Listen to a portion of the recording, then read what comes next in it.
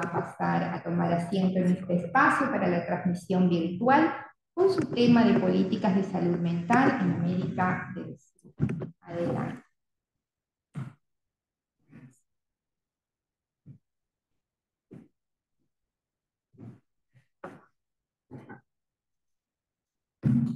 Boa tarde. Posso falar em português, vocês entendem? Despacito. Despacito, assim, palavra.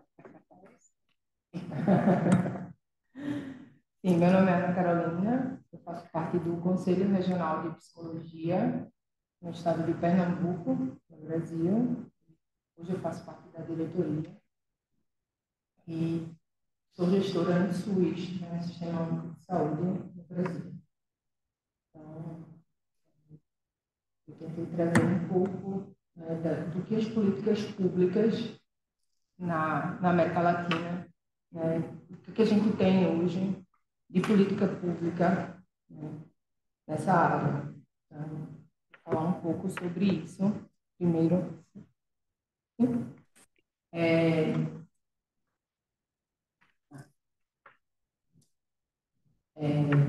definindo, né, esse conceito de saúde através do conceito da Organização Mundial de Saúde, que temos um conceito de estado de bem-estar físico, social e mental.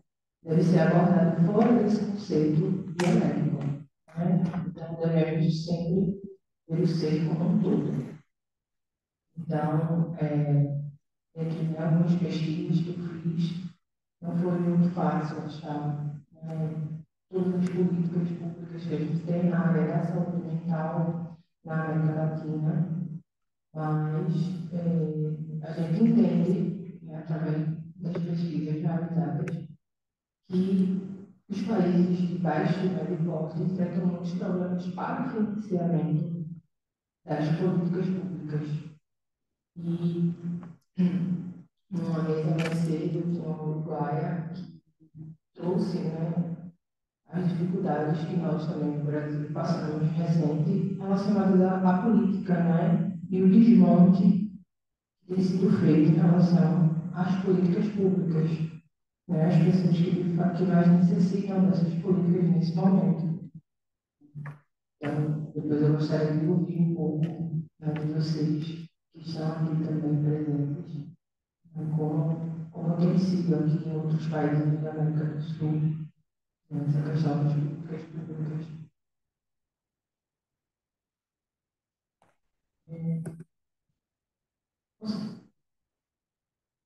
Vou trazer esse dado. Enquanto os conteúdos dos distintos programas de saúde mental, diz que 59,7% seriam desenhados com base nas evidências disponíveis. Em Latinoamérica, os países han incorporado paulatinamente um enfoque comunitário e os determinantes sociais em seus planos nacionais de saúde mental. Então, se trata que em Peru e Colômbia temos planos nacionais de saúde mental diferenciados dos planos gerais da saúde pública. Então, tem este enfoque. Eu peguei um quadro para mostrar que fala a porcentagem que cada país da América do Sul destina como do PIB para políticas de saúde mental.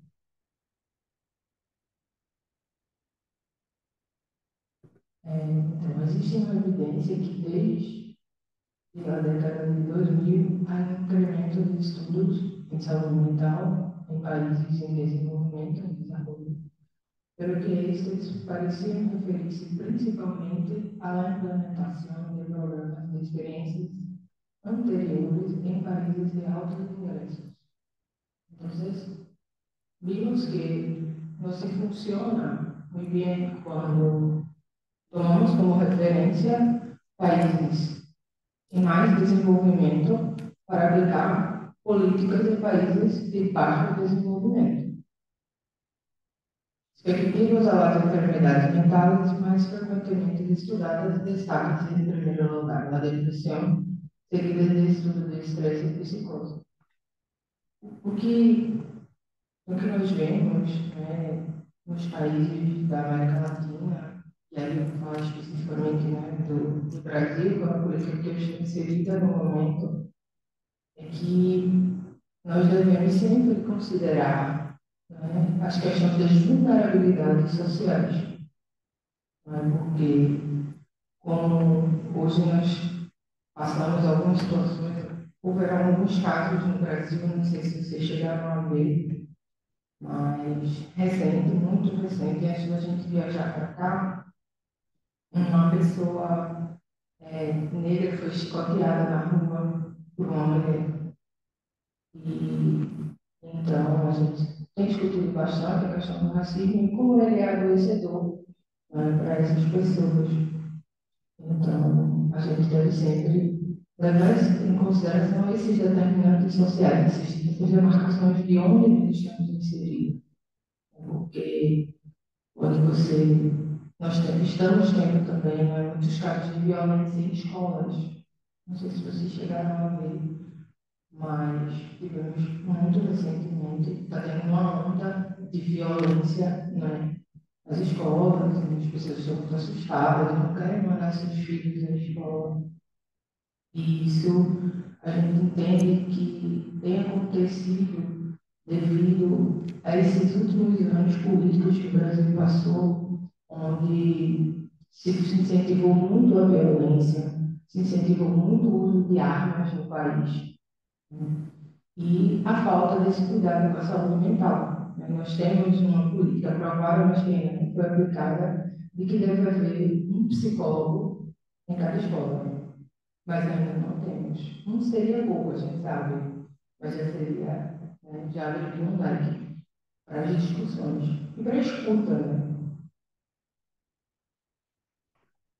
Um exemplo de operacionalização das recomendações pela OMS em Latinoamérica é da Argentina, com um programa de ação para superar as brechas na saúde mental em 2019. Em que se adaptaram os lineamentos da lei originária da Organização Pan-Americana de Saúde ao contexto local, mediante mesa de diálogo com profissionais da saúde mental, saúde general, representantes de comunidades urbanas e rurais. Se buscou potenciar a saúde mental desde o enfoque comunitário, mediante a capacitação de profissionais não especializados em saúde mental e dos equipos de saúde primária. Essa instrução foi desenrolada de maneira virtual, buscando incorporar ao personal de todo o território nacional. Acredito que, como política pública, eu trabalho en una, que nosotros somos media complejidad. Entonces, no sé cómo funciona acá, tenemos un CAPS, que son Centros de Atención Psicosocial. Entonces, para personas que estarían em internamento hospitalar psiquiátrico e que hoje passam um dia conosco em grupos terapêuticos, em atividades, em atendimento individual, que tomam suas medicações e se voltam a sua casa. Então, isso porque nós fazemos. E penso que devemos também dar esse enfoque comunitário, porque se cuidamos da atenção primária, da saúde, se a gente consegue trazer a saúde mental para a atenção primária com grupos comunitários, grupos terapêuticos comunitários, não necessariamente o sujeito vai precisar de outros espaços de saúde, não é? A gente poderia cuidar só de casos graves, né? Quando a gente tem um grupo com uma temática de depressão, né? Nós temos um programa de saúde da família no Brasil, onde o médico, você tem uma equipe, um médico, você tem uma enfermeira de saúde da família.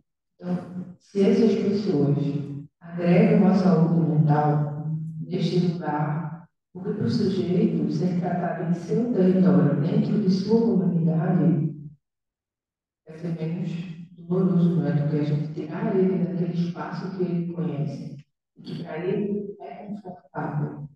Né? Eu costumo dizer que nem só o hospital é prisão, né? Às vezes o território aprisiona a gente.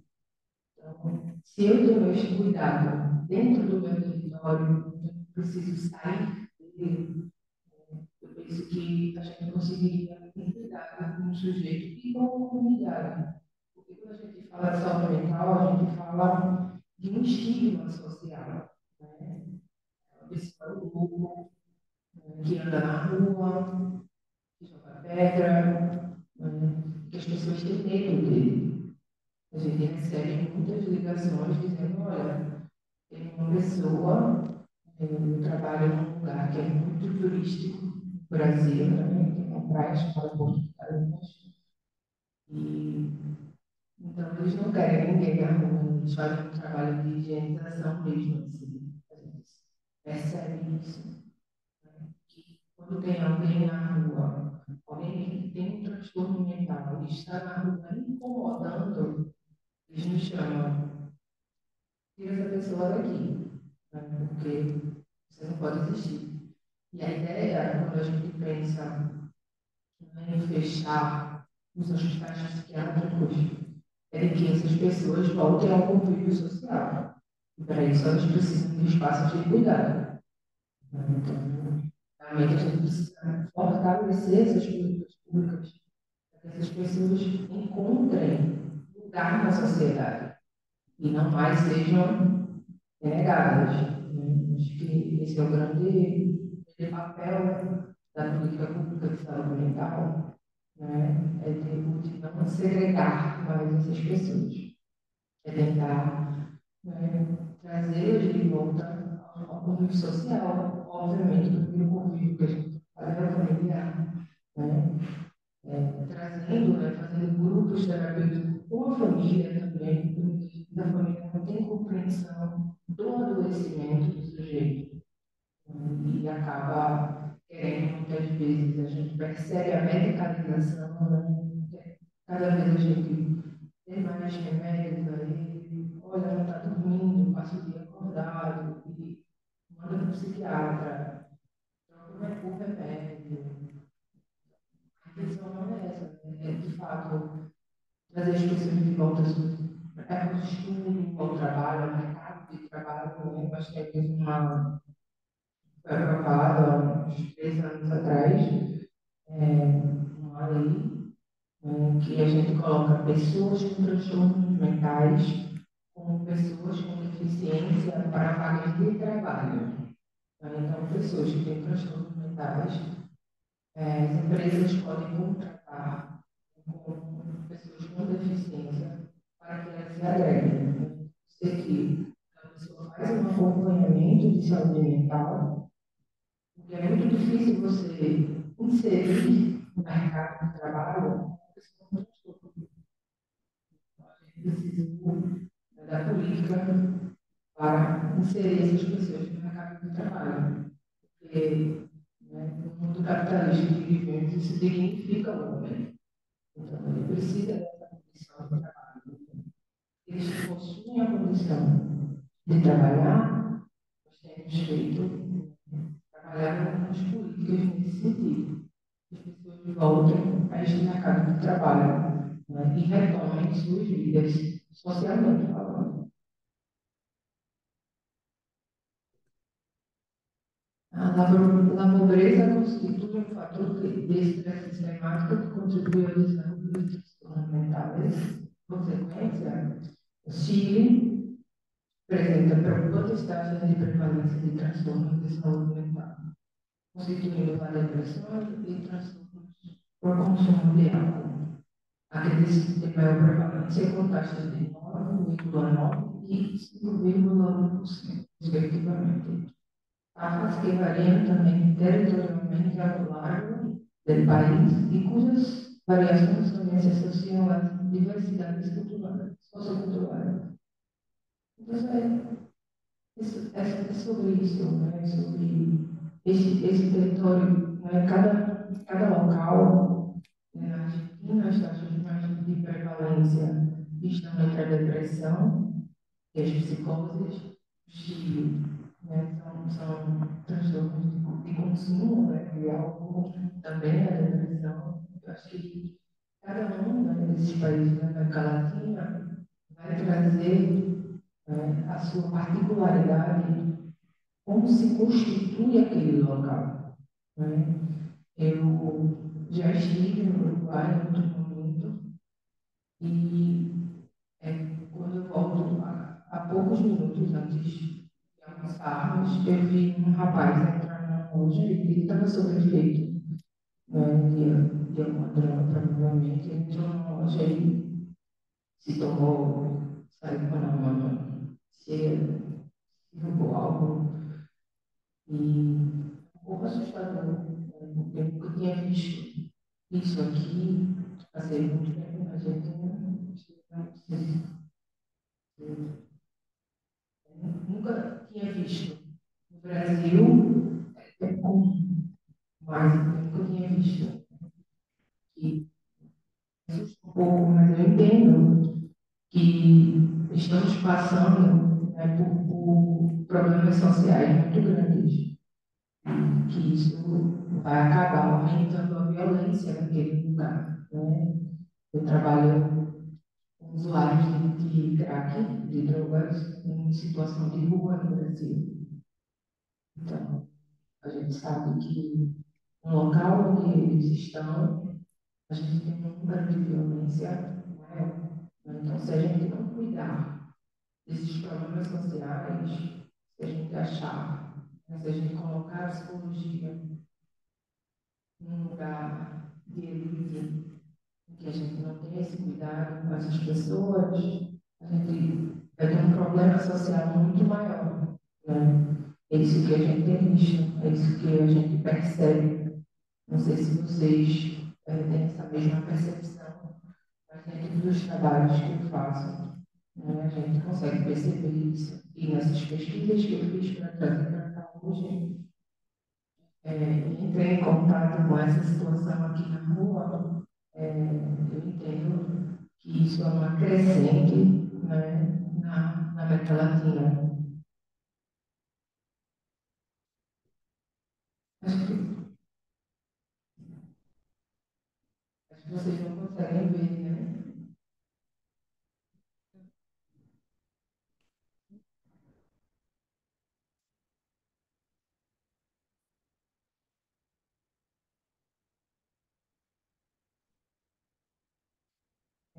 Isso tem a referência aí, né?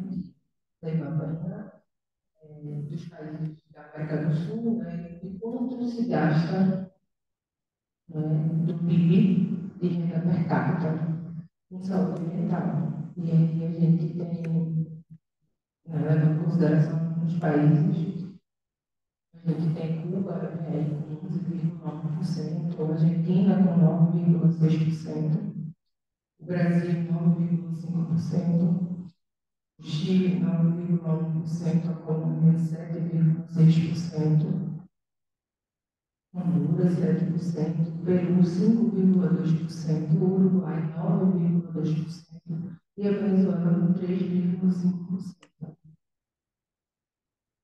E o segundo quadro se refere ao total de saúde pública, mas deste total que é dedicado à saúde mental especificamente.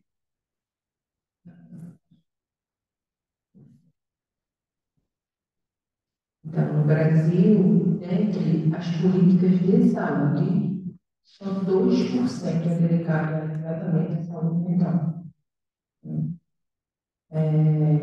Na Argentina também, 2% é dedicado, do que é dedicado à saúde, é dedicado à saúde mental. Temos aí o Uruguai, que dedica 7% da verba destinada à saúde, ele dedica à saúde mental. E a Venezuela, com 5%.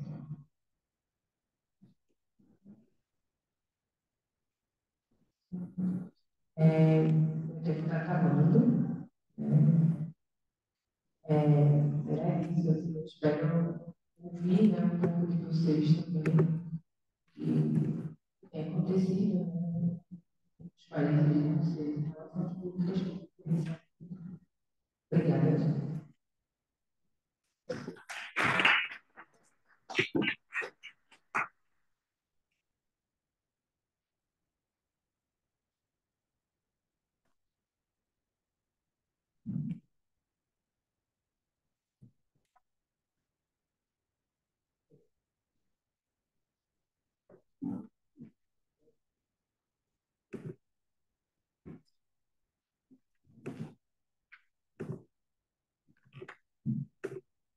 Muy buenas tardes, muchas gracias a todos y todas que nos acompañan en este ratito.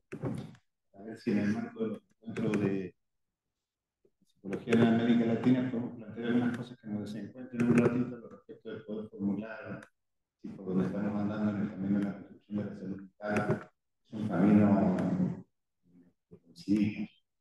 Y si hay desencuentros será muy lindo continuar la conversación posteriormente a la exposición. Lo primero que quiero comentarles es, yo soy Beto Muñoz, soy psicólogo, trabajo en el ámbito de la educación y en el ámbito de las políticas públicas, soy asesor de la legislatura de la provincia de Mendoza, soy de Mendoza. Mendoza es una provincia que está a 1100 kilómetros de la capital, que es Buenos Aires. Nosotros tendríamos como capital geográfica más cercana a Santiago de Chile, es probable que me escuchen algo de acento chileno.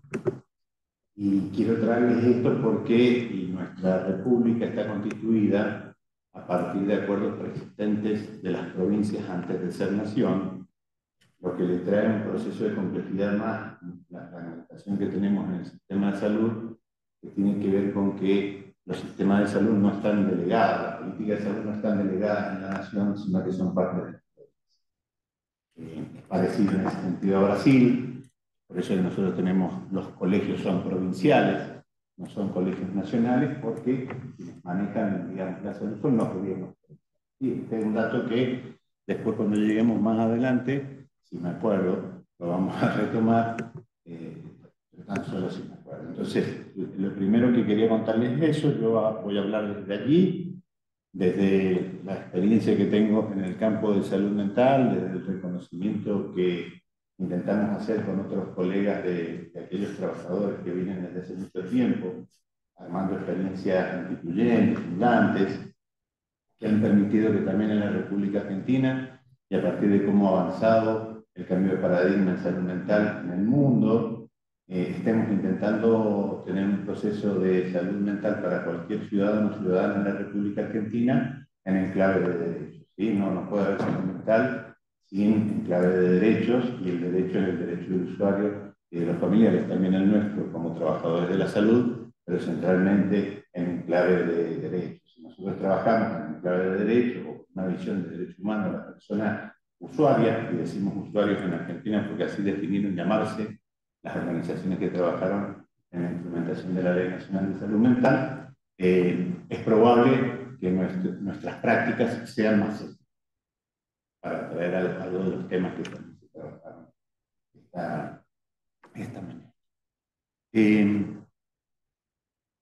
¿Por qué le decimos el campo de la salud mental? Estos son conceptos que han trabajado por Carpintero, por Colovini, por Capella, porque tienen que ver con que son distintas acciones en donde intervienen distintas disciplinas. La sola definición de campo de salud mental fue una definición que trajo tensión también, que naturalmente cuando uno empieza a caminar sobre algunos lugares muy concurridos, algunos callos va pisando, ¿sí? Va pisando otros pies. Entonces naturalmente se producen tensiones también con otras disciplinas, como así también otras disciplinas pueden provocar tensiones sobre la disciplina nuestra. Y es por eso que me parecía importante que tratásemos de hacer un esfuerzo en ver cómo vamos funcionando nosotros como trabajadores del campo de la salud mental. En Brasil siempre utilizan la palabra mentalero, utilizaban la palabra mentalero, que me parece hermoso, la define, digamos, los mentaleros, cómo vamos articulando acciones con otras disciplinas a lo efecto de hacer que el proceso en el cual nosotros vamos desarrollando, que este campo vaya creciendo en función de las tensiones incluso que se van vivenciando. ¿Y por qué digo de estas tensiones? Porque ya más adelante, cuando veamos el concepto, ahora. Respecto de interdisciplina, hay notables autores, algunos autores internacionales y algunos autores locales que intentan tener una definición acabada de la interdisciplina, y en términos académicos cuesta mucho también ponerse de acuerdo. Como soy de Mendoza y me sale un mendocinismo medio absurdo para ustedes, pero importante para mí, yo traje un par de libritos de colegas de producción local. Interdisciplina y salud mental, donde trabaja centralmente sobre los conceptos de Edgar Morin, de transdisciplina, que también algo habló Carrizo hoy en la mañana, pero también trae autores locales, uno de ellos el doctor Roberto Folari, un colega nuestro de Mendoza, que tiene que ver con el proceso de la interdisciplina, qué entendemos por interdisciplina y cómo se avanza. En términos generales, yo me voy a mover sobre el concepto de la interdisciplina, que yo puedo tener un objeto de estudio y a partir de ese objeto de estudio, desde mi saber científico, puedo definir algo sobre ese objeto de estudio. Ya sé que estamos hablando sobre personas, pero para hablar en términos más bien científicos de lo que significa la interdisciplina. Y se supone que la transdisciplina, como la formula Morin, tiene que ver con que sobre ese mismo objeto de estudio elaboramos en conjunto una forma de definir lo nuevo. ¿Me explico? Por la cámara pensando que lo que... Una forma de definir lo nuevo. Entonces lo que nosotros tenemos que tratar de hacer es ver cómo podemos articular. ¿Por qué? ¿Cómo podemos articular interdisciplina? Porque nosotros, más allá del campo de la salud mental, como ciudadanos y ciudadanas de cada uno de nuestros países, estamos atravesados por una lógica que se da en absolutamente todos los espacios de nuestra vida, que es la lógica del poder. Para ver cómo es la lógica del poder, para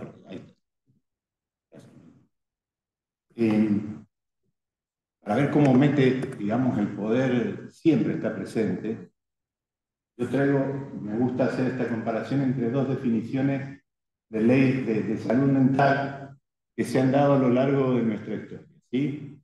Las definiciones no es que son antagónicas, es benévola, la de la Organización Mundial de la Salud es benévola, pero para que, si podemos desglosarlo un poquito para ver qué tipo de sujetos, en representación de qué tipo de países, pensaban la salud mental para qué tipo de ciudadanía.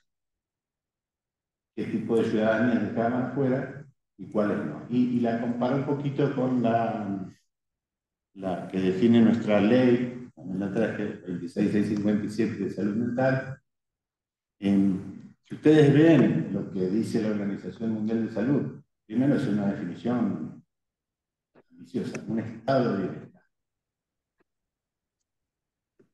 La verdad que es difícil para cualquier persona estar en estado de bienestar de manera permanente. ¿Sí? El concepto de estado es complicado. Estamos hablando también de una definición de los años 50, posterior a la Segunda Guerra Mundial, cuando surge la Organización Mundial de la Salud, con el bodrio, el quilombo que había dejado la guerra en términos de los hospitales generales. La mayor cantidad de camas ocupadas en los hospitales generales de Europa tenían que ver con situaciones vinculadas a salud mental.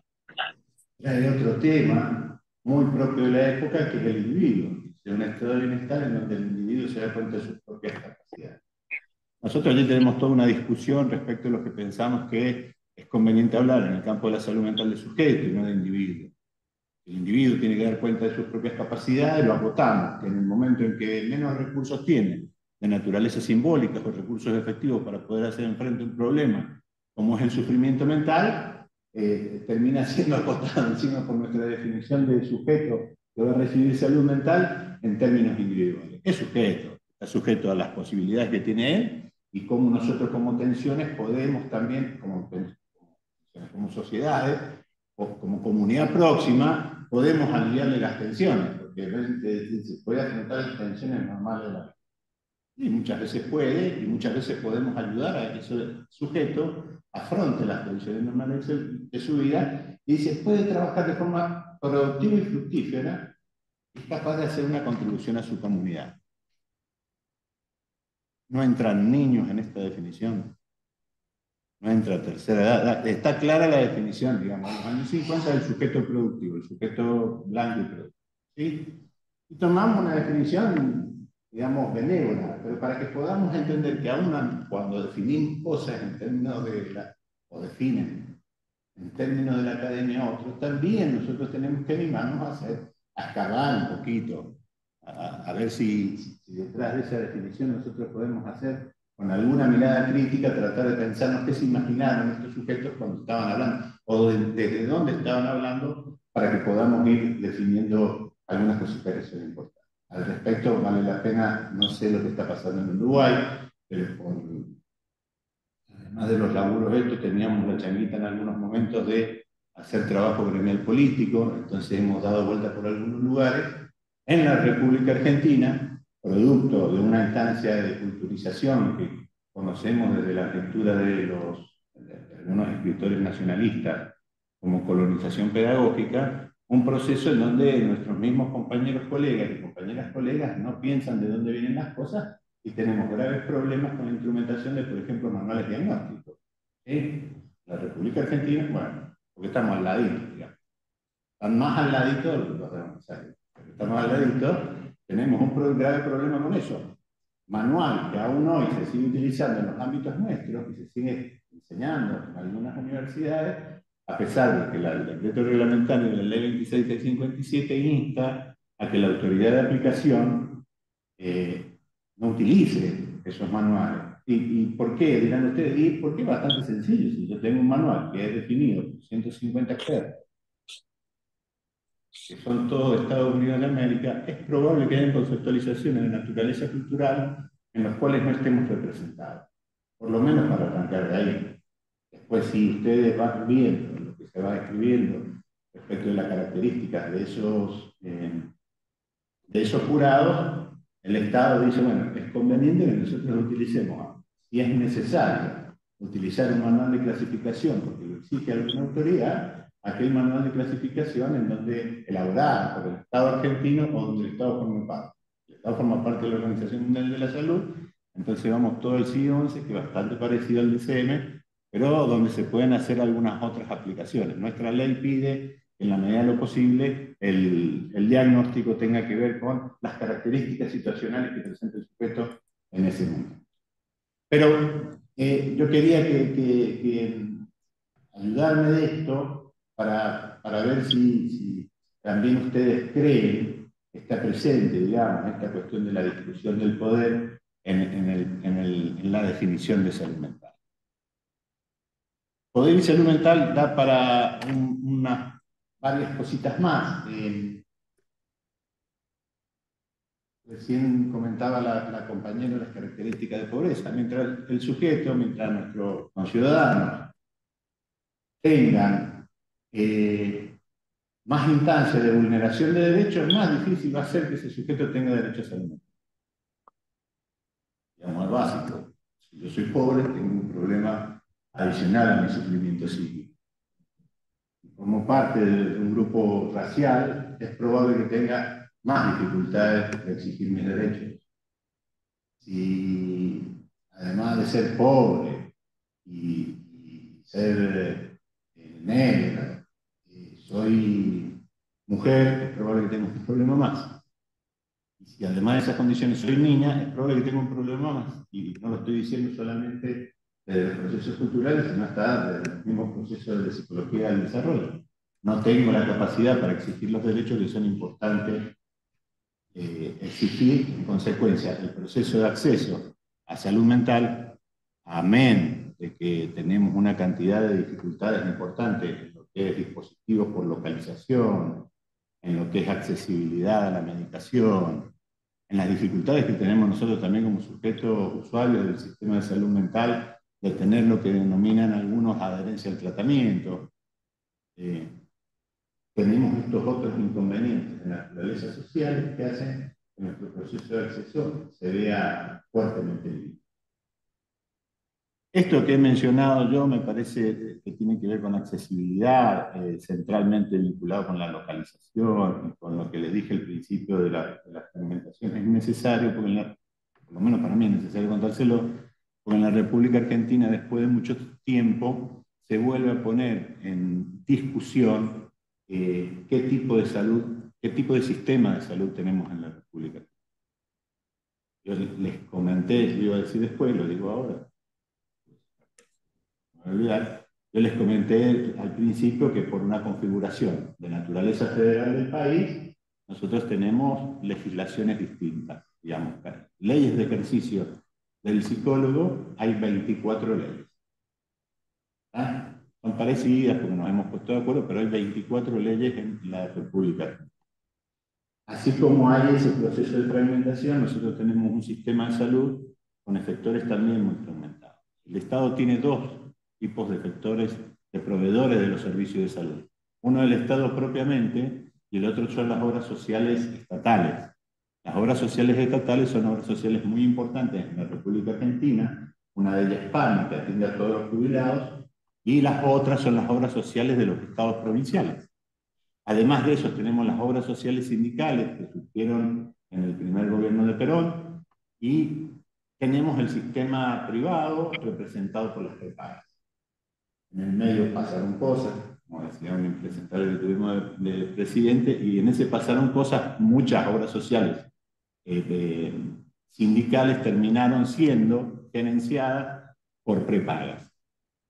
Ese proceso de segmentación es un proceso tan duro que muchas veces hace que nosotros mismos, en el caso de nosotros, psicólogos y psicólogas, terminamos compitiendo contra nosotros mismos en términos del éxito en el servicio, que lo planteaba más temprano también el Marcelo, y es que suelen tener distintos parámetros respecto de las intervenciones en el consultorio público que en el consultorio privado. Y allí sí nosotros observamos un dilema ético grande. No solamente nos pasa a nosotros, le pasa absolutamente a todos los actores de la salud. Tienen mejores indicadores en el marco del consultorio privado que en el marco del consultorio público. Esto también está promovido por la fragmentación y esto sale muchísima plata al Estado, ¿está claro? Y cuando digo el Estado, me refiero al Estado, los ciudadanos, me refiero al conjunto, ¿sí? Yo acá le traía algunas cuestiones que tienen que ver con la ley, como para que... Hay una cuestión que es importante. Cuando yo hablo de interdisciplina, para mí tiene que haber un saber disciplinar, ¿sí? Esa interdisciplina obtura la posibilidad de los saberes de los usuarios, usuarias y familiares de usuarios, no. El esfuerzo es doble. No solamente tenemos que poner, es decir, sobre el sujeto que viene a vernos, qué podemos cada uno de nosotros colaborar con el proceso de análisis de ese sujeto en función de la situación sufriente, sino que además tenemos que tratar de hacer el esfuerzo de indagar qué sabe el sujeto sobre su saber.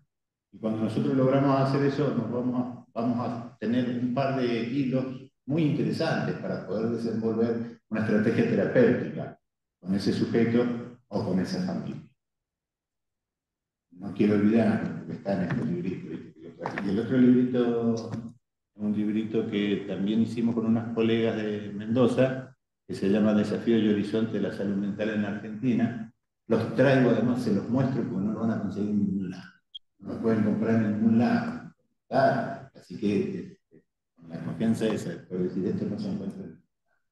En el librito este de interdisciplina, hay una frase de la Alicia que se las voy a... Alicia Stolkinen es una colega nuestra, una mujer que uno la escucha mucho, tiene la suerte de siempre escuchar algo distinto, como para que ubiquen qué tipo de maestra es. En el año 87 tiene una frase respecto a la interdisciplina y dice: la interdisciplina nace, para ser exactos, de la incontrolable indisciplina de los problemas que se nos presentan actualmente. ¿Sí? La situación esta de la complejidad. Bueno, ¿cuál es la complejidad? Que son absolutamente indisciplinados los usuarios que vienen al servicio de salud. Para cerrar, porque queda muy poquito. Naturalmente, las formaciones de grado y las formaciones de posgrado tienen que ayudarnos a darnos herramientas para poder trabajar en el marco de la interdisciplina. Tienen que ayudarnos también a darnos herramientas para trabajar en el marco de lo intersectorial. Un presupuesto de salud mental no se define solamente por lo que tiene el director de salud mental como plata para mover. Es mucho más importante si yo tengo una política habitacional que incluya a sujetos externados a los hospitales monovalentes, que tenga la posibilidad de una casa, tiene mucho más impacto en términos de presupuesto que el presupuesto. Por supuesto que tenemos que seguir peleando en términos de políticas públicas para tener mucho mejor y más presupuesto que permita allanar los trabajos nuestros, que permita allanar los trabajos del resto de los mentaleros en el marco de la salud. Cuando yo hago la distinción entre interdisciplina y transdisciplina, es porque me parece que en el trabajo nuestro nosotros no podemos trabajar como el resto. Yo tenía una profesora de geografía que decía: el orden de los faroles no altera el alumbrado. Bueno, eso es una realidad. Nosotros metemos la pata si nos ponemos a hacer algo que no tiene que ver con nuestro rol. No solamente metemos la pata con ese sujeto, es probable que debilitemos la institución en la que estamos trabajando porque vamos rompiendo los saberes disciplinares.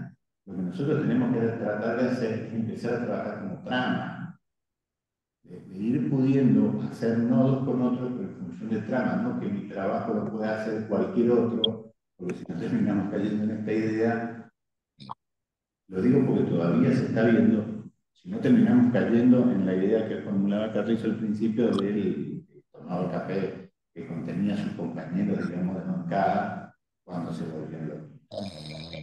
Las políticas públicas, naturalmente, que son un problema central, no muchos de nosotros vamos a tener la oportunidad de en algún momento tratar de influir sobre las políticas públicas si no vamos ayudando a que en los lugares de trabajo se vayan realizando modificaciones en la acción que vayan permitiendo alojar esa tensión que se da cuando hay que hacer interdisciplina e intersectorialidad, de manera tal de que en definitiva lo que estamos buscando siempre, que es nuestros ciudadanos y nuestras ciudadanas tengan mejor servicio de salud.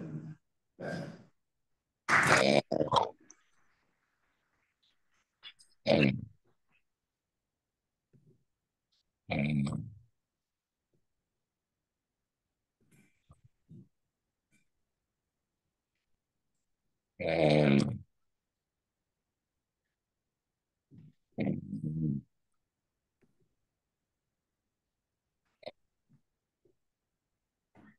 Seguimos con lo que hace a la resiliencia y las aulas hospitalarias.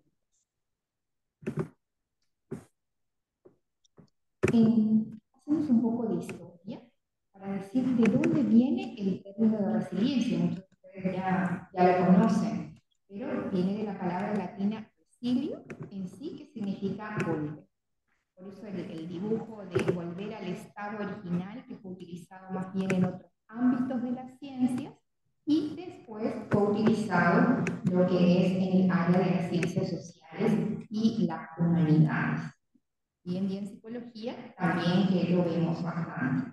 Ya Garmese en 1991 nos decía que el concepto de resiliencia no implica tanto una invulnerabilidad al estrés, sino la habilidad de recuperarse de eventos negativos. No es que no vamos a sufrir estrés, vamos a estar expuestos y estamos expuestos a diferentes situaciones estresantes, sean estas agudas o crónicas, diferentes situaciones que nos pueden afectar. Pero más allá de todo, tenemos esa capacidad de recuperarnos, que es lo que nos dice la resiliencia. No solamente de volver al estado original, sino también de salir fortalecidas las personas de esas situaciones estresantes. Y haciendo un poco de historia de la psicología evolutiva, hablando desde Werner, tenemos que ella realizó un estudio longitudinal ya con 698 niños. Imagínense que eso ya era en 1955 en Hawái, en una isla hawaiana, en contexto de niños en situación de vulnerabilidad psicosocial, ¿sí? Y ella vio cómo estos niños vivían con padres con enfermedades mentales severas, personas desempleadas, sin recursos económicos, y ella quería saber qué es lo que pasaba con estas personas, qué es lo que iba a pasar. Entonces, en su contexto, les estudió, y qué es lo que vio y señaló ella. Que 2/3 de estos niños, al hacer el producto, al ir observándole y estudiando longitudinalmente, presentaban abuso de sustancias, desempleo, embarazos precoces entre las niñas, pero así como se presentaban esos problemas en esta tercia de la población, esta tercera parte de la población, también estaba la otra parte de los niños que fueron capaces de adaptarse y mostrarse en comportamientos competentes ya en la edad adulta, habiendo estudiado desde niños. Y a ese grupo que logró no solo adaptarse, sino que pudo superar esas situaciones, es lo que le llamó resiliente. Entonces nos preguntamos si por qué los individuos que han crecido en condiciones tan adversas logran adaptarse a esas situaciones. Y ella habla de estos puntos, que a pesar de haber pasado por una situación de alto riesgo, de haber nacido en esa comunidad, ya los compañeros que me antecedieron en la mesa hablaban de la importancia de la pobreza, o sea, cómo eso afecta para la salud mental, la comunidad, nuestro quehacer. A pesar de esa situación, ellos salían adelante, pero gracias a qué? Al apoyo de las personas y también, nosotros hablamos tanto del apoyo externo como también de las fuerzas internas o del temperamento, como ya le decía, y a eso le llamó resistencia. Entonces se concluye que estas primeras experiencias vitales, por más difícil, por más que sea adversa esa situación, no precisamente dejan marcas en las personas, ¿sí? Que no son marcas permanentes, ¿sí? Van a vivir situaciones estresantes, sí, dificultades, sí, situaciones, ¿verdad?, que decimos difíciles, entre ellos, si son los niños, hablamos de sus padres, de sus hermanos, de su comunidad, la escuela, la salud, pero, sin embargo, pudieron superar, se puede superar esto, y se habla de que la resiliencia se da durante todo el ciclo vital también. Bueno, como Garnesi, fueron los primeros que hicieron estas investigaciones y luego le siguieron otros. ¿Pero en qué se centraron estos dos investigadores? En los factores de riesgos y los factores protectores. ¿Sí? Y posteriormente, que le decimos nosotros y conocemos más, porque de este tiempo hablamos de Boris Cyrulnik, que nos dice que un buen comienzo en la vida no determina un buen final, pero tampoco, y esto es más relevante, un mal comienzo determina un resultado vital desfavorable. Si pensamos que estamos predeterminados, entonces ¿dónde está nuestro rol como psicólogos? ¿Qué haríamos? O sea, no estamos predestinados, no estamos predeterminados, o sea, toda situación es posible superarlo, más allá de haber nacido en un contexto no de fortaleza, en un contexto adverso, o de vivir, o de experimentar, porque lo que después vamos a hacer esto es relacionar también con las aulas hospitalarias, las situaciones de enfermedad, las situaciones de estrés, pero a pesar de esa condición desfavorable, esto puede ser superado. Esto no es para que lo leamos, pero solamente para dejarles saber que hay definiciones de resiliencia a montones. Pero ¿en qué coinciden todos los autores, en qué coinciden en estas definiciones de resiliencia que hablan de la capacidad de adaptarse y de restablecer el equilibrio? Que más allá de los sucesos vitales que sean desagradables, estresantes o desafiantes, hay una protección individual y hay habilidades adicionales de afrontamiento. Y estas habilidades adicionales normalmente las adquieren a través de esa persona de apoyo, que si bien no son sus padres, pueden ser otras personas de la comunidad, algún amigo y, por qué no, específicamente los profesionales de la salud mental que estamos para ello. Nos enfatiza en la habilidad para recuperarse y mantener un comportamiento adaptativo, ¿sí? La amplia gama de factores de riesgo y resultados de competencias y los factores ambientales y personales que pueden incidir, pero más allá de ello, el afrontamiento adaptativo resiliente a pesar de los estresores ambientales que siempre van a estar.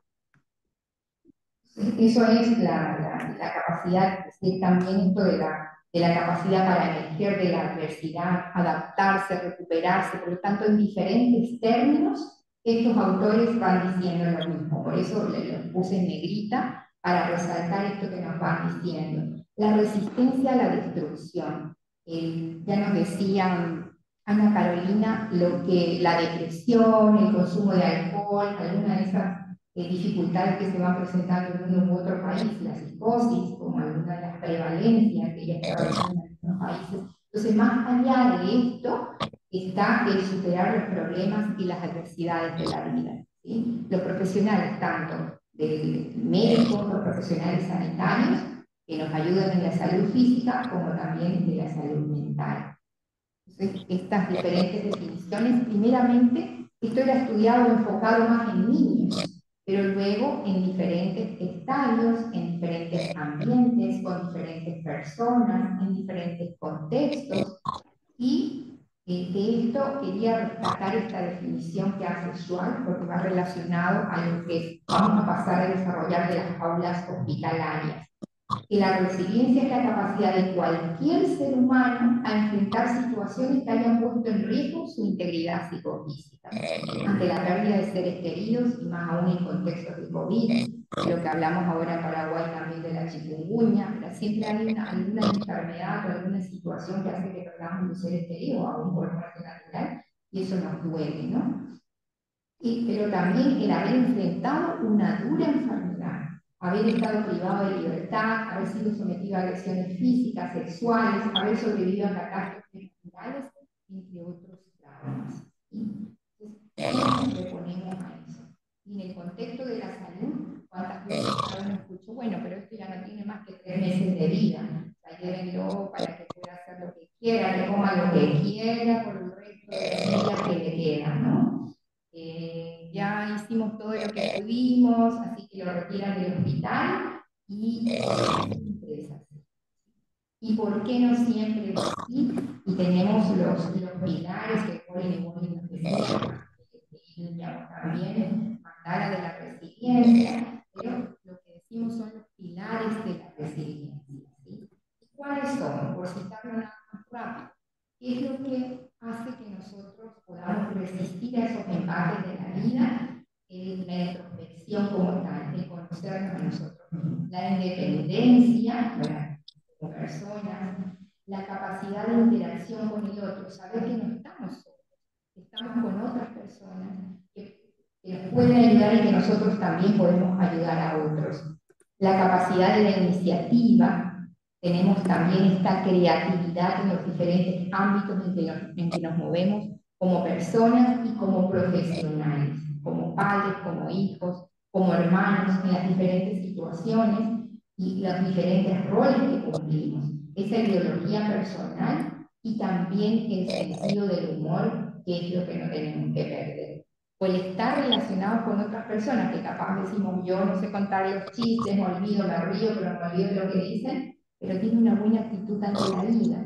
Es una persona positiva que a pesar de la situación que está viviendo, lo toma con onda, decimos, ¿no? También con quienes nos relacionamos, con quién estamos, ¿sí?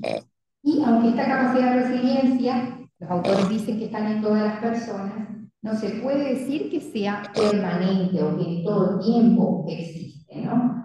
Sino que es interactivo, depende de nuestras cualidades psicológicas y sobre todo lo que decimos esos factores de riesgos y esos factores de protección también. ¿Y cuáles son esos enfoques? Podemos verlo desde el punto de vista del riesgo o podemos verlo desde el punto de vista de la resiliencia, punto de vista o el enfoque. Ese enfoque de riesgo es lo que se centra en la enfermedad, se centra en el problema, se centra en la dificultad, en el síntoma, ¿sí? Entonces se ve más como elevada probabilidad de daño biológico, psicológico, social. Sin embargo, en el enfoque de la resiliencia, decimos que este modelo del desafío, ¿qué más hay? ¿Sí? Que a pesar de eso que existe de negativo, yo soy capaz de superar. Y no lo supero solo por mí misma, lo supero con la ayuda de un profesional, lo supero con la ayuda de mi familia, lo supero con la ayuda de mis amigos, de un contexto donde me siento protegido, donde me siento escuchada. Por eso estas fuentes de la resiliencia que nos habla Goldberg, ya desde 1995, que nos habla del yo tengo, yo soy, yo estoy y yo puedo. Cuando digo yo tengo, me refiero a las personas que tengo a mi alrededor y que me dan esa devolución, el feedback de que yo soy una persona valiosa, de que yo tengo esas potencialidades, de que yo tengo las capacidades de superar la situación, sea cual sea, de salud, física, mental, ¿verdad? Decimos afectiva, por lo que estamos pasando esa situación en este momento. El yo soy como lo que digo, bueno, una persona por la que no solamente yo siento aprecio, sino también me siento amado por otros. ¿A qué estoy dispuesto? Yo estoy, ¿a qué estoy dispuesto?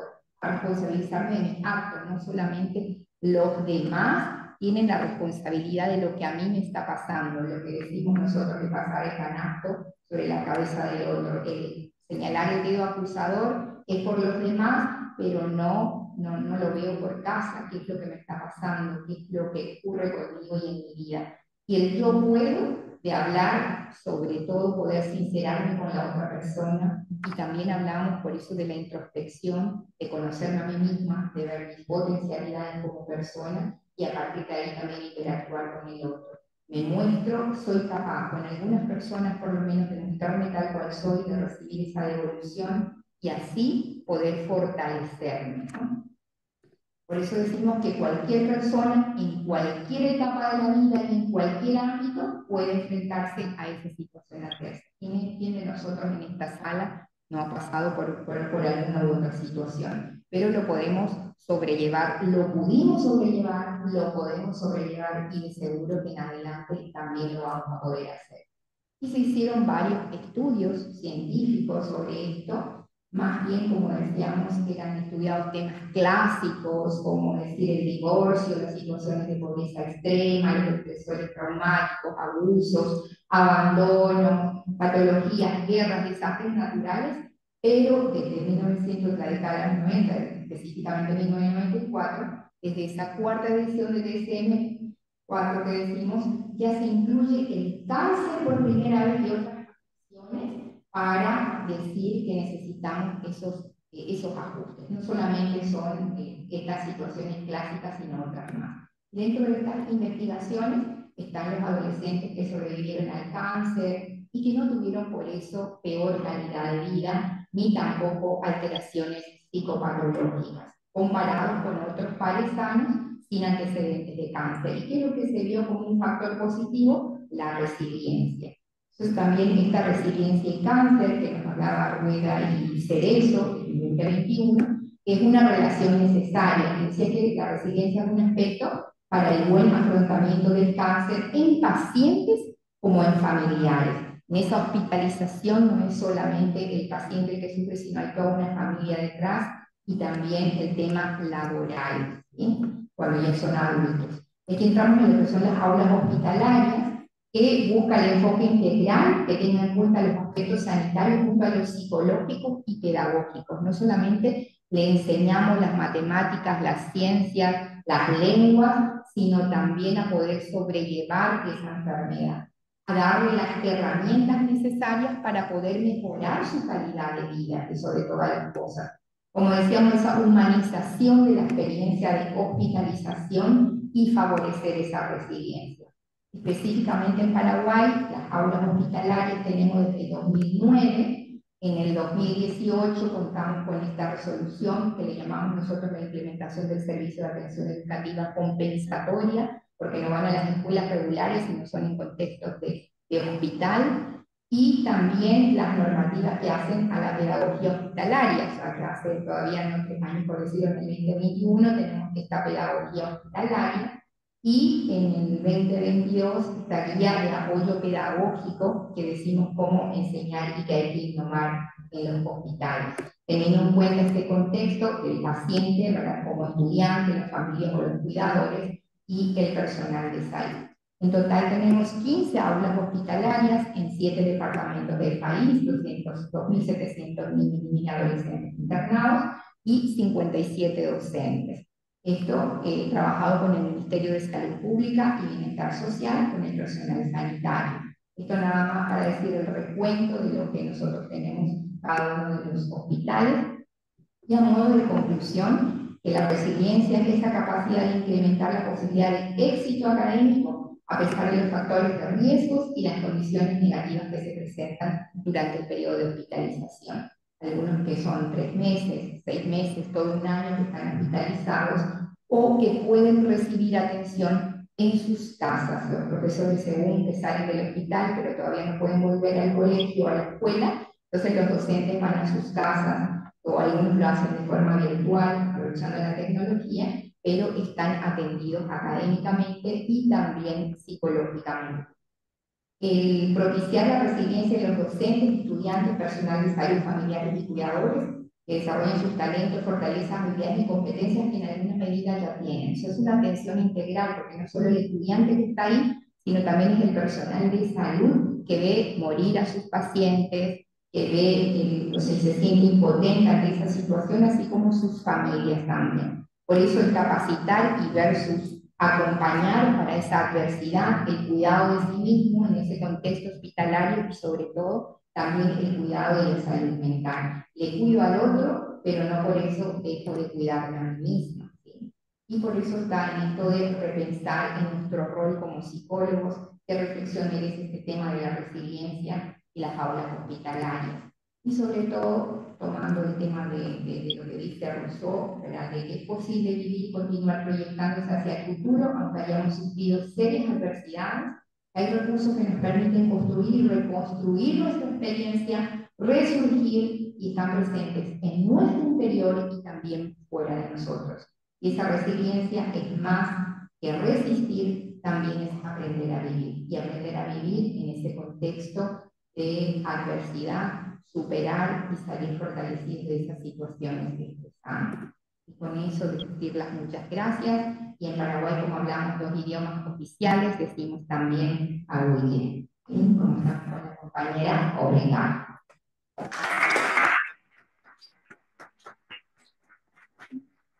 En este momento vamos a las consultas, a las preguntas que ustedes tengan para cada uno de los miembros de la mesa que estuvo presentándonos tanto las políticas de salud mental en América del Sur con Ana Carolina Freire, así como la interdisciplina e intersectorialidad con Beto Muñoz.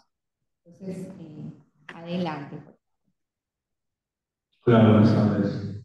Mi nombre es Esteban Garro, soy de Perú. Represento al Colegio de Psicólogos en este congreso.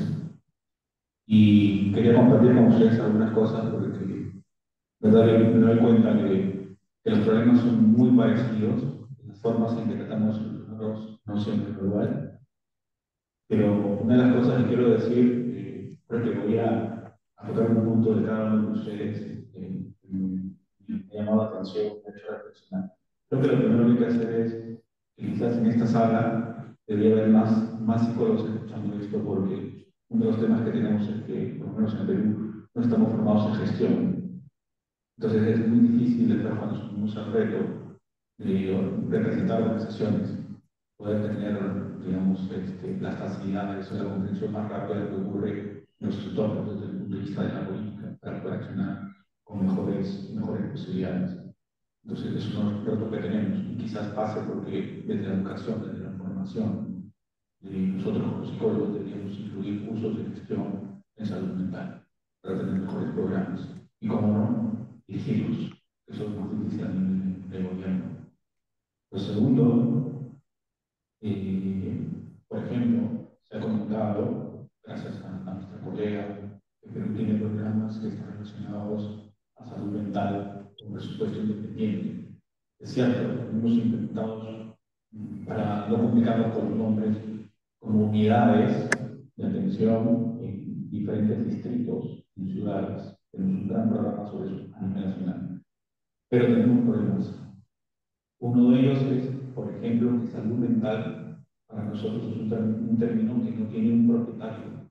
O sea, cualquier persona con entrenamiento profesional así marca la norma puede hacerse cargo de un programa de salud mental. Se entiende que por práctica puede ser un psiquiatra, puede ser una enfermera incluso, que muchas veces están por arriba del psicólogo. ¿Por qué? Porque otro de los problemas que tenemos es que los psicólogos que atienden a la población, que son clínicos, no se les reconoce la meta final, que es dar de alta a las personas. No sé si me dejo entender con el término. O sea, decimos la persona es que está bien, ¿no? Y no solo se reconoce a nivel del triaje o de la intervención de comunicación. Más o menos sería esa la explicación que nos da la verdad. Tenemos políticas, como también has compartido, estimada mía, de un psicólogo en cada colegio, pero nos cuesta trabajo defender esa política porque no tenemos presupuesto a nivel del país, por tantas situaciones que creo que nadie se ajeno de lo que ocurre en el país. No tenemos presupuesto. Y lo segundo es no tenemos cómo garantizar una línea de carrera profesional para los psicólogos que van a integrar el sistema educativo. O sea, no es que el Ministerio de Salud se ponga un psicólogo en un colegio, es más complejo que eso, porque esa actividad no será reconocida como parte de la línea de carrera profesional. Eso es otro reto. ¿Qué más? Permítanme brevemente. También se ha comentado, creo que cierro aquí para no acaparar la atención, una intención, sobre los temas sociales y resiliencia. Entonces, se me ocurrió un título quizás para un proyecto de ensayo. Y quizás nosotros estamos normalizando siempre el tema de resiliencia. ¿Por qué? Porque somos cíclicos con las crisis. Cada cierto tiempo aparece una crisis y parece que somos bastante resilientes. Y muchas veces las políticas van a eso, esperando que con normalidad las personas regresen a adaptarse. Lo cuento porque algo que sí me viene a orgullo permitirme de mi país es que en época de pandemia nosotros, y se demostró, nos enfermamos no porque también hay personas que hacen reuniones, se exponían, pero sí en un país con muchas necesidades, nosotros principalmente lo que hacíamos era trabajar, porque si no trabajamos, hay mucho empleo informal. Si no sales a trabajar, no comes. Y eso es lo que parece nuestro país, personas que trabajan desde muy altas horas de la mañana hasta muy altas horas de la noche. Entonces, el tema de resiliencia también es un término que nos es muy común, pero muchas veces se espera que eso sea una consecuencia, un atributo de la población. Un problema serio que tenemos ahora es el concepto de nómina, porque cuando hay crisis política, la gente no sabe cómo va a ser orientada en su vivir, porque afecta a todos los niveles, económico, educativo y, por supuesto, el bienestar emocional. Lo último que quiero decir es que esta intervención de ustedes me es particularmente esclarecedora. ¿Por qué? Porque generalmente cuando hablamos de salud mental, a pesar de que tenemos esa definición, te agradezco mucho el análisis que has hecho. Es nunca una definición perfecta, pero es importante considerar los límites que tienen las definiciones.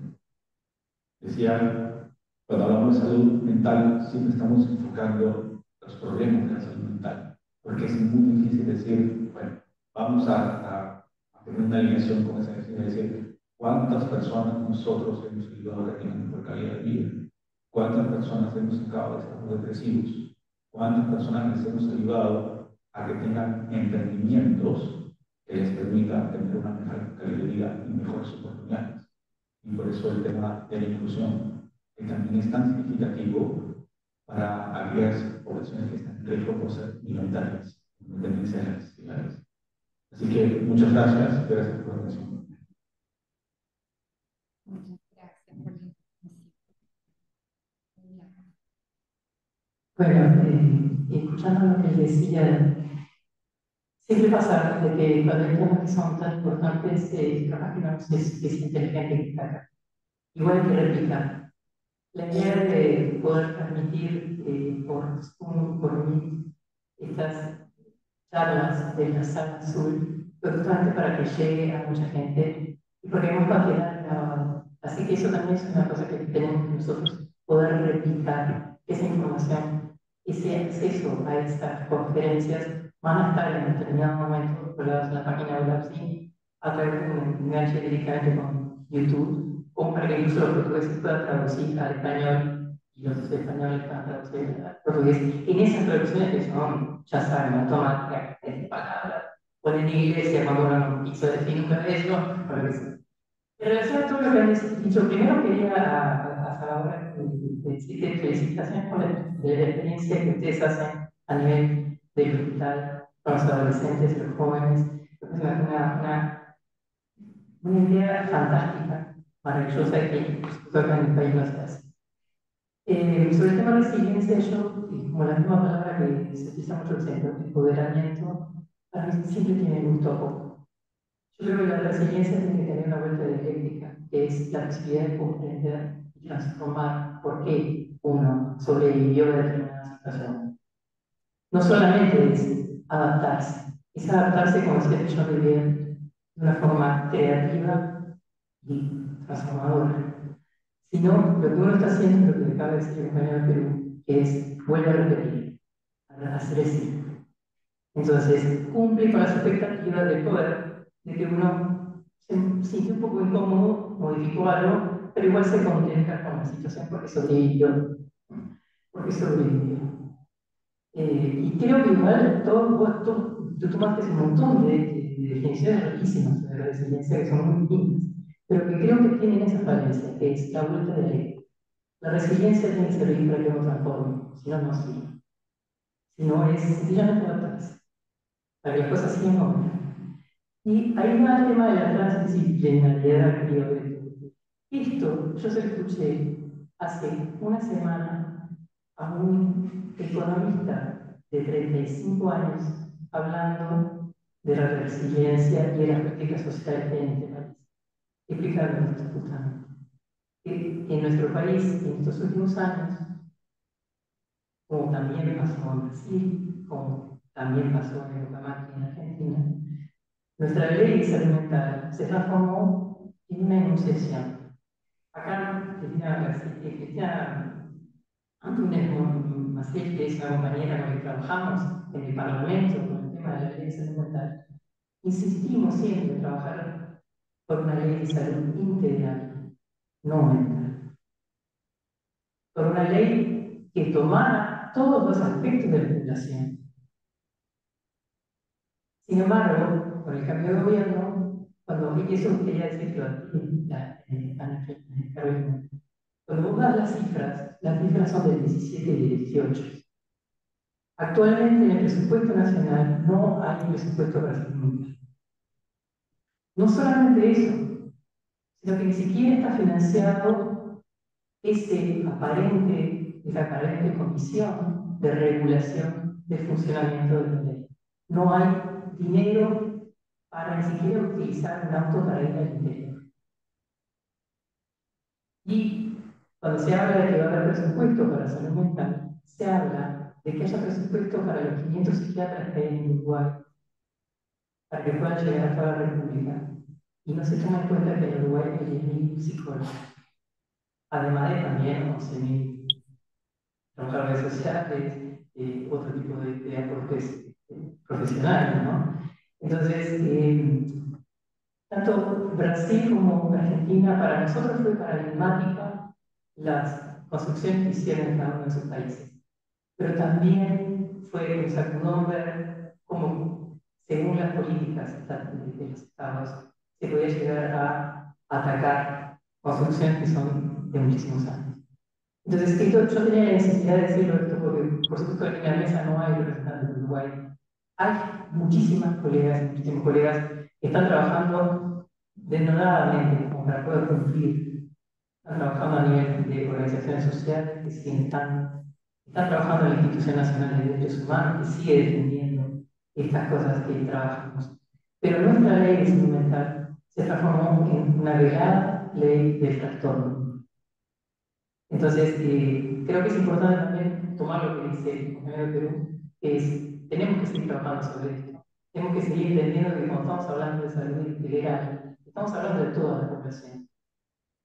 Hay un trabajo muy bueno que lamentablemente no pudimos llegar a que lo pusieran acá, de colegas de la Facultad de Psicología, que increíblemente, y yo quiero destacar esto, el instituto que trata estos temas en la Facultad de Psicología de la Universidad de la República es el Instituto de Salud.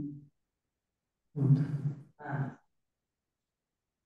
En ese mismo proyecto con los colegas del Instituto Clínico, se sacó una investigación sobre el tema de los usos de los psicofármacos en Uruguay.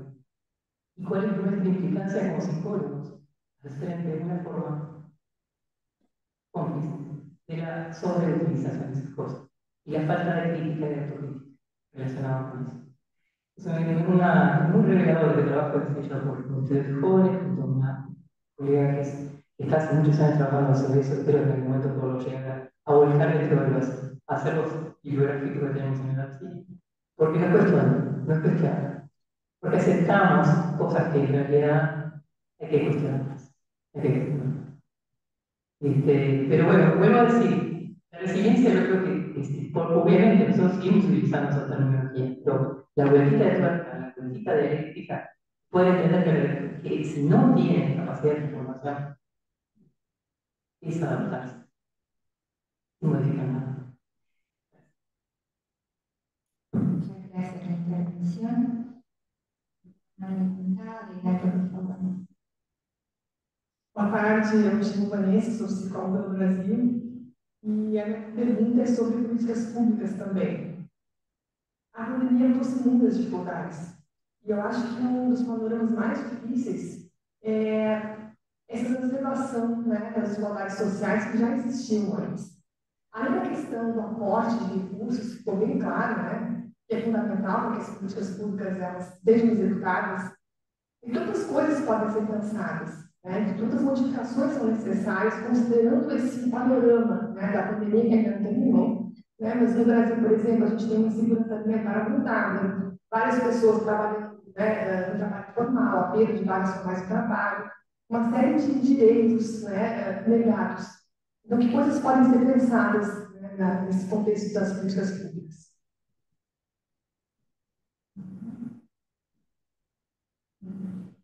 Como hay dos personas todavía, no sé si les parece bien, brevemente las dos personas que tienen el micrófono lo dicen y luego tienen la palabra los ponentes para contestar a todo y hacer las observaciones que fueron también en cada uno. Hola, mi nombre es Marisa Fariero, soy de acá de Uruguay. Trabajo en el medio rural desde una perspectiva comunitaria y organizacional. Hace más de, inicio del gobierno primero del frente. Me suena horrible el tema de definición salud mental, porque entiendo lo que decía la compañera.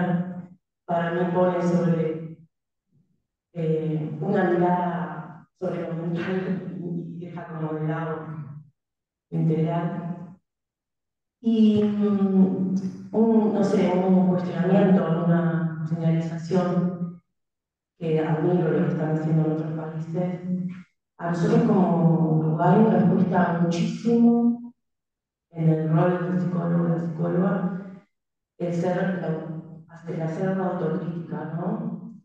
Hoy por hoy acá habemos muy pocos psicólogos y psicólogas uruguayos.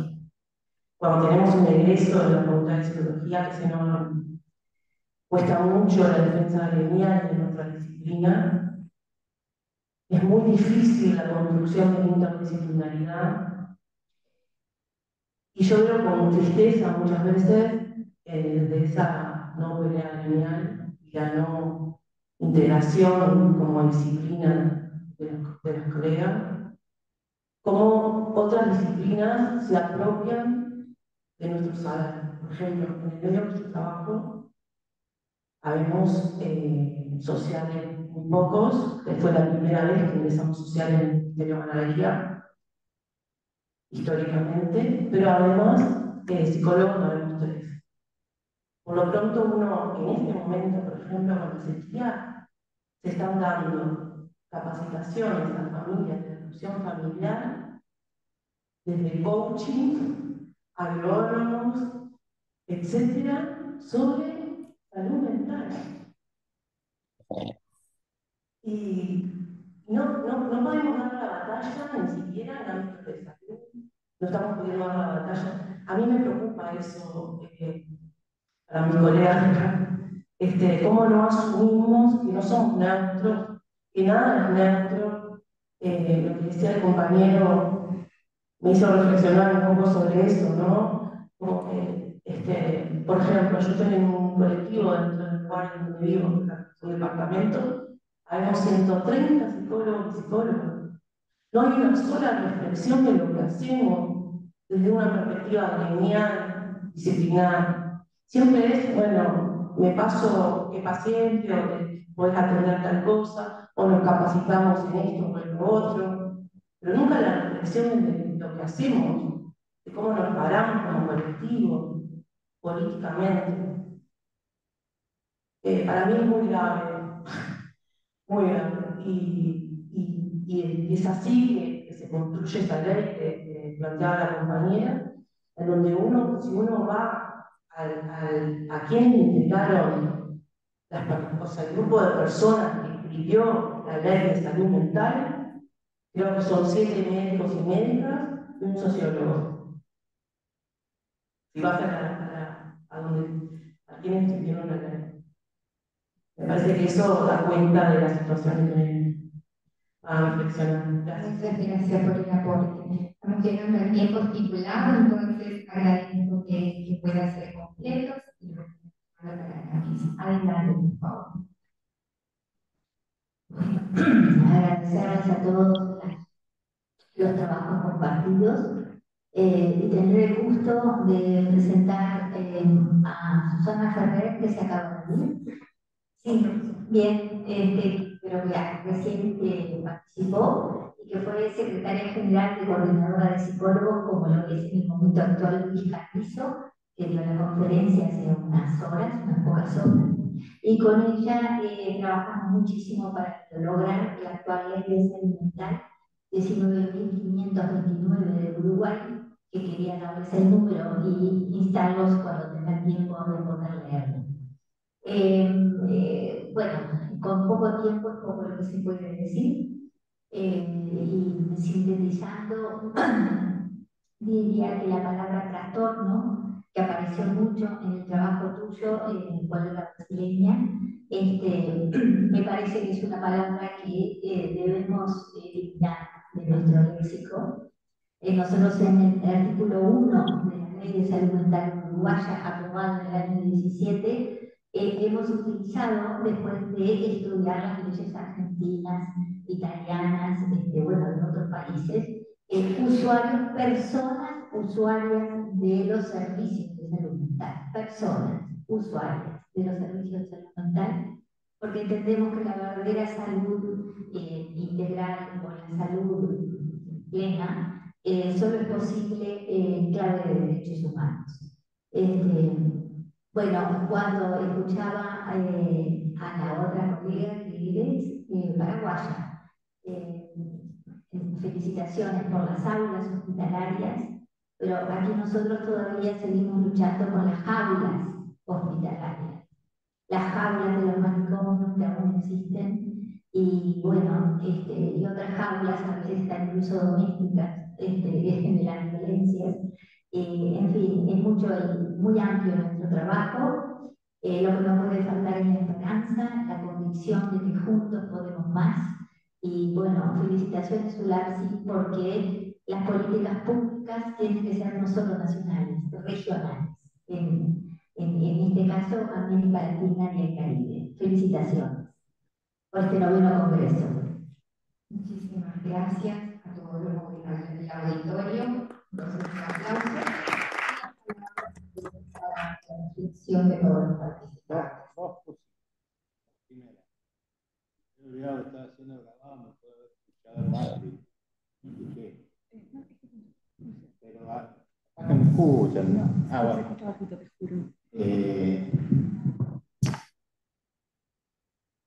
La segunda cosita que es importante, las políticas tienen que ver con las definiciones que se toman. Allá atrás está Ezequiel de la Torre, el presidente del Colegio de Psicólogos de la provincia de Buenos Aires. La provincia de Buenos Aires ha hecho un trabajo excepcional con la Ley de Salud Mental de la República Argentina en pandemia. Sí, pero cuando digo excepcional, entonces de 160 personas internadas en pandemia, para que tengamos dimensión del trabajo de movilización, de recursos y de bases comunitarias, ¿qué significa eso? Lo agarran enseguida y le preguntan un poquito más. Y lo segundo, hay cuestiones que desde lo gremial son muy importantes. Y uno tiene que saber poder transitar los espacios entendiendo que nosotros no tenemos que preparar a la población para que hablen sobre salud mental o que repitan como loro, como dice la compañía de un trastorno. Aparte, la misma definición de trastorno. Me equivoco, de que terminaba contando signos clínicos que están en un cuadro patológico con signos clínicos que están en otro cuadro patológico. Si los juntan con el tercero, te dan en el lapso de tiempo y de acuerdo a tanta cantidad de interacciones, pero es un trastorno lo van a tomar. Es un bono. No necesitamos eso. ¿Qué necesitamos nosotros? Pero nosotros como ciudadanos, que cuando yo voy, ya no voy más. Cuando yo voy a la peluquería y me relajo, y me habla y le cuento que estoy mal, el peluquero sepa que tiene una salita a donde acompañar a ese sujeto y no lo mande a la iglesia del credo que sea. ¿Ah? Eso sí lo necesitamos, porque es un recurso comunitario que en el marco de nuestro trabajo en la ley tenemos que tratar de hacer lo que crezca, porque en la medida en que tengamos mejores, más vecinos, vecinas comprometidos con ese proceso de sufrimiento y que sepan a dónde acudir, es más fácil que evitemos mayores lesiones. ¿Ah? Me parece que eso, insisto, no es que le vamos a enseñar, no tiene que venir alguien a decir qué es lo que está pasando en términos psicológicos con una persona, no. Necesitamos que tengan esa posibilidad de decir, che, parece que tiene que ser acompañado por alguien a algún lugar que el Estado le pueda proveer para que pueda hacerlo.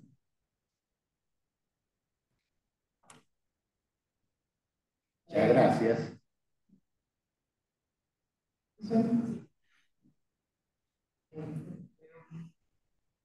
Queria agradecer, né, pelas contribuições. Fiquei muito emocionada com a fala do Tutu. Eu penso que, em primeiro lugar, a psicologia é uma ciência social aplicada. Somos seres sociais. Então, como somos seres políticos também, não partidários, mas políticos.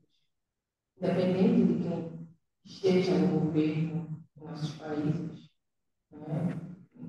Então, a gente precisa cobrar, né, do governo as políticas públicas.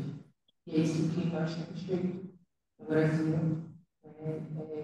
Quando começou a pandemia, eu trabalhava com usuários de crack em situação de rua. Pessoas que já perderam tudo, família, amigos e acesso à saúde. Pessoas que não têm um documento de identidade. Então, para muitos governos, ela não existe. Então, nós temos um programa no estado de Pernambuco, onde nós acolhemos essas pessoas.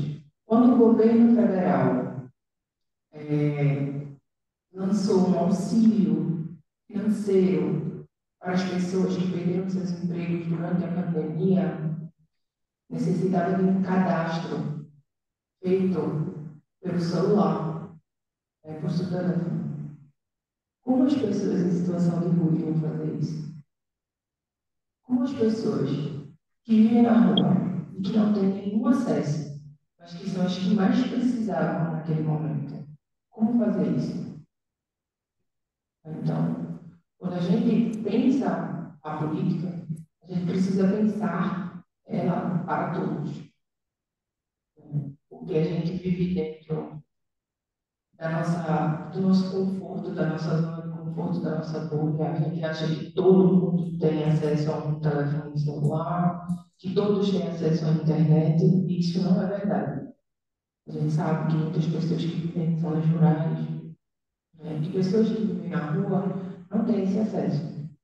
Então, quando a gente pensa a política, a gente precisa trazer, de fato, que ela é para todos. E nós fazemos isso, fazemos essa construção, né? Hoje eu sou uma das representantes do Brasil na OLAPSE. E quando eu entrei na UAPS, eu entrei com muita gana de conhecer essas políticas, né? Então, assim, muito importante para mim também estar aqui hoje, no sentido de que a gente possa, de fato, se conhecer, conhecer as políticas e entender a quem eu vou cobrar, como eu vou construir mais políticas públicas. E isso a gente faz indo atrás dos nossos governos. Hoje, nós fazemos o Conselho Federal de Psicologia, né, do Brasil. Nós temos o que nós chamamos de incidência política. Todos nós que fazemos parte do Conselho, nós participamos de uma assessoria parlamentar, em que eles nos disseram, olha, vocês têm que construir isso para transformar essa lei e ir atrás do político. Então, nós vamos hoje, né? Nós fazemos essa incidência no legislativo, né? Nós chegamos lá e dizemos, olha, nós temos 440 mil psicólogos no Brasil. Para o político, são votos, e é o que interessa a ele. E a gente interessa construir a política. É o que a gente precisa, né? Nós temos organizações não governamentais que participam, né, dessa construção, mas que não é efetivo. Pode deixar de existir. Então, se a gente não consegue colocar numa lei, nós estamos ao relento. Pode acontecer, mudou o governo, se encerrou esse programa. E aí, ou a gente percebe que qualquer desestabilidade financeira do governo, a primeira coisa que eles já vão retirar dinheiro de onde? Da saúde, principalmente da saúde mental. Né? Se dentro de um CAPS eu tenho 10 psicólogos, eu vou demitir 5, eu vou fazer com 5, porque eu não posso mais pagar os 10. Então a gente vê que é muito frágil a política que nós temos hoje. E eu acho que a gente precisa fazer parte desta construção, né? Sair deste lugar em que estamos aqui só discutindo, né? Pegar tudo isso que a gente ouviu, poder pesquisar mais, né, sobre as políticas e como nós somos parecidos, né, como o colega colocou no Peru. E o que é que nós podemos fazer? O que é que eu posso aplicar aqui? Nem tudo é tão caro, mas a quem interessa cuidar da saúde mental? Eu acho que essa é a grande questão. E eu acho que se interessa a nós aqui, que somos psicólogos, então a gente, de fato, precisa ir construí-la. Eu acho que ao ápice ao ápice, né, que a gente pensa desta união, não é só o Congresso o ápice, é uma construção latino-americana do que é a psicologia e de como nós podemos construí-la. Eu acho que nós temos muito a partilhar, né, porque temos problemas sociais muito parecidos. Então, assim, eu sou muito grata, né, pelo dia de hoje. Acredito que sim, seria muito mais rico se a gente tivesse mais pessoas aqui de outros países, né, que pudessem estar trazendo também suas experiências. No Brasil nós temos um evento, né, que são as experiências exitosas, então, que são aplicadas na saúde. Então é muito bom quando vem uma pessoa do Rio de Janeiro, de São Paulo, e aplica lá, e eu digo, eu consigo levar isso para Pernambuco. Vamos trabalhar dessa maneira. Eu acho que a União Latino-Americana de Psicologia deve nos servir para isso. Não só para o Congresso, né, mas para uma construção. O que é que a gente vai levar de volta para o nosso país? Eu acho que é isso, gente. Obrigada.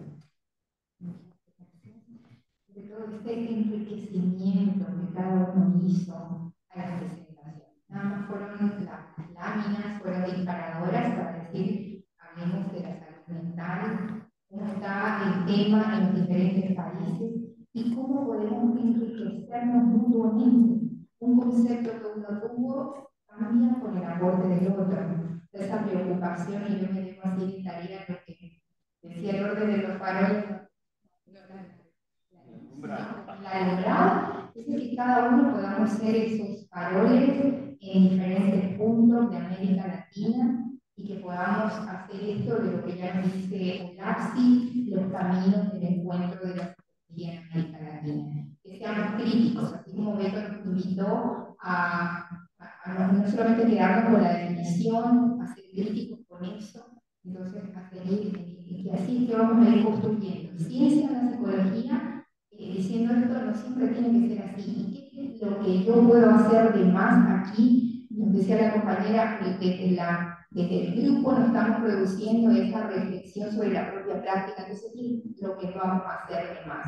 ¿Cuál es el cambio que yo puedo generar? Ser agente de cambio en el grupo en el que estoy, con las personas con quienes me relaciono. Así que muchísimas gracias, las felicitaciones a cada uno de ustedes, gracias a cada uno de los ponentes también, y nos estaremos viendo en otras mesas temáticas. Muchísimas gracias, buenas tardes.